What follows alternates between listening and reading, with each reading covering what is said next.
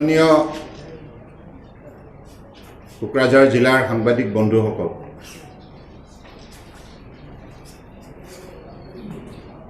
আপোনালোকে বৰ্তমান সময়ত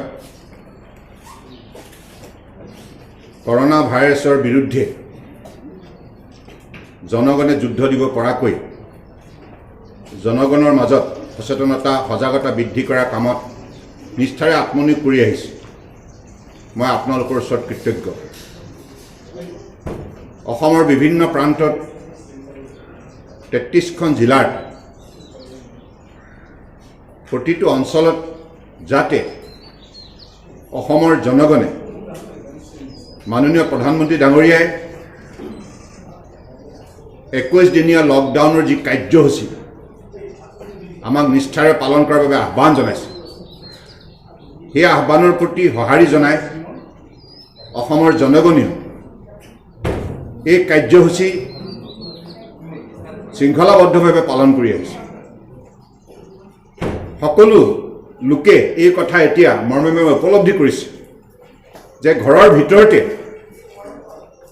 পৰিষ্কাৰকৈ থাকি শৃংখলাবদ্ধভাৱে যদি এজনে আন এজনৰ পৰা নিৰ্দিষ্ট দূৰত্ব বজাই ৰাখি যদি আমি নিজকে নিজে আবদ্ধ কৰি ৰাখিব পাৰোঁ, তেতিয়াহে কৰোনা ভাইৰাছৰ সংক্ৰমণৰ পৰা নিজক ৰক্ষা কৰিব পাৰিম। আৰু এই কাৰ্যসূচী প্ৰতিগৰাকী ব্যক্তিৰ নিৰাপত্তাৰ স্বাৰ্থ। গতিকে আমি প্ৰতিগৰাকী অসমৰ ব্যক্তি যদি এই ক্ষেত্ৰত সজাগতা আৰু সতৰ্কতা প্ৰদৰ্শন কৰোঁ, শৃংখলাবদ্ধতা অটুট ৰাখি যদি এই কাৰ্যসূচী পালন কৰোঁ, তেতিয়া আমি অসমৰ বুকুত এই ভাইৰাছৰ সংক্ৰমণৰ পৰা পৰিত্ৰাণ পাম। মাননীয় উপায়ুক্ত আৰক্ষী অধীক্ষকসকলে অতি শীঘ্ৰে সেইসকল লোকক বিচাৰি উলিয়াব লাগে যিসকল লোকে গৈ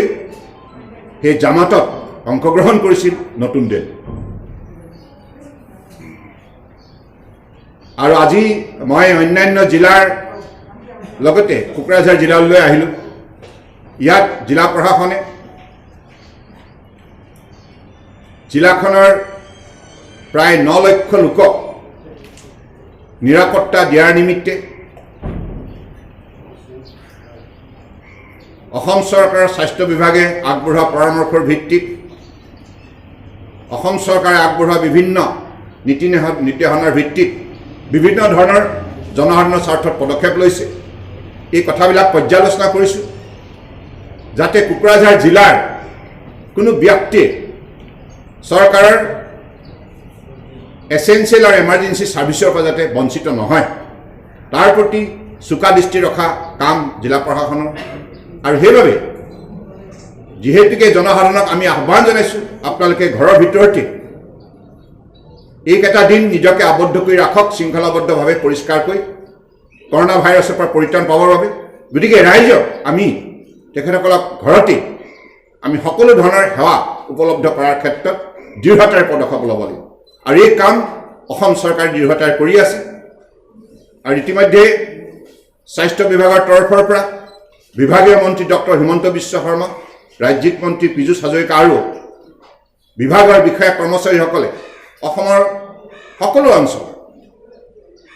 ডাক্তৰ, নাৰ্ছ, আশাকৰ্মী, লগতে এম্বুলেন্সৰ ড্ৰাইভাৰ, লেবৰেটৰী টেকনিচিয়ান, চাফাই কৰ্মী সকলোকে আস্থা আৰু বিশ্বাসত লৈ দৃঢ়তাৰে নানা ধৰণৰ ব্যৱস্থা প্ৰৱৰ্তন কৰিছে, যাতে মহৎ উদ্দেশ্য সন্মুখত ৰাখি এই কাৰ্যসূচী পালন কৰাৰ বাবে আমাক আহ্বান জনাইছে। এই কথা আমি সকলোৱে দায়বদ্ধতাৰে দায়িত্ব সহকাৰে নিষ্ঠাৰে পালন কৰিবই লাগিব। এতিয়ালৈকে ঈশ্বৰৰ আশীৰ্বাদত গুৰুৰ কৃপাত অসমত এজনো এই ভাইৰাছৰ পজিটিভ কেছ ওলোৱা নাই। সেইবুলি আমি এই লকডাউন কাৰ্যসূচী সামাজিক দূৰত্ব অটুট ৰখাৰ ক্ষেত্ৰত অৱহেলা কৰিলে নহয়। ইতিমধ্যে 21 দিনীয়া লকডাউন কাৰ্যসূচীৰ আজি কেইবাদিনো অতিক্ৰম কৰিলে আমি 31 তাৰিখত ভৰি দিলোঁ আৰু কেৱল কেইটামান দিন 14 এপ্ৰিললৈকে গতিকে মই আপোনালোকৰ যোগেদি অসমৰ ৰাইজক আন্তৰিকতাৰ আহ্বান জনাইছোঁ পৰম শ্ৰদ্ধাৰ ৰাইজ আপোনালোকে এতিয়ালৈকে যিখিনি শৃংখলাবদ্ধতা যিখিনি সজাগতা প্ৰদৰ্শন কৰিছে তাৰ বাবে আপোনালোকৰ ওচৰত আমি কৃতজ্ঞ হয় এই কথা মই মৰ্মে উপলব্ধি কৰিছোঁ এইকেইটা দিন আপোনালোকৰ যথেষ্ট কষ্ট হৈছে কিন্তু কষ্ট যদি হৈছে এইটো একমাত্ৰ নিজক ৰক্ষা কৰিবৰ বাবে নিজৰ পৰিয়ালটোক সমাজখনক ৰাজ্যখনক ৰাষ্ট্ৰখনক ৰক্ষা কৰিব গতিকে মই আশা ৰাখিছোঁ যে আগন্তুক দিনকেইটা আপোনালোকে পৰিষ্কাৰকৈ নিজৰ ঘৰৰ ভিতৰতে আবদ্ধ থাকি শৃংখলাবদ্ধভাৱে সামাজিক দূৰত্ব অটুট ৰাখি লকডাউন কাৰ্যসূচী আপোনালোকে পালন কৰি যাওক ইতিমধ্যে দিল্লী নিজামুদ্দিনৰ তাবলিগ ই জামাত এই কাৰ্যসূচীত ভাৰতবৰ্ষৰ বিভিন্ন প্ৰান্তৰ লোকে অংশগ্ৰহণ কৰিছে আৰু অসমৰো বহু সংখ্যক লোকে এই কাৰ্যসূচীত অংশগ্ৰহণ কৰা বুলি আমি গম পাইছোঁ আৰু এই কাৰ্যসূচীত অংশগ্ৰহণ কৰা কেইবাগৰাকী ব্যক্তি ইতিমধ্যে মৃত্যুমুখত পৰিছে আৰু কেইবাগৰাকী ব্যক্তিৰ এতিয়ালৈকে কৰোনা ভাইৰাছৰ পজিটিভ কেছ বুলি চিহ্নিত হৈছে গতিকে সেইবাবে মই অসমৰ প্ৰতিগৰাকী উপায়ুক্ত আৰু আৰক্ষী অধীক্ষকক নিৰ্দেশ দিছোঁ যে সকলোৱে নিজ নিজ জিলাত ক'ত কেনেধৰণে আমাৰ এই অঞ্চলৰ পৰা লোকে গৈ সেই কাৰ্যসূচীত অংশগ্ৰহণ কৰিছিল সেইসকলক অতি শীঘ্ৰে চিনাক্ত কৰি উলিয়াই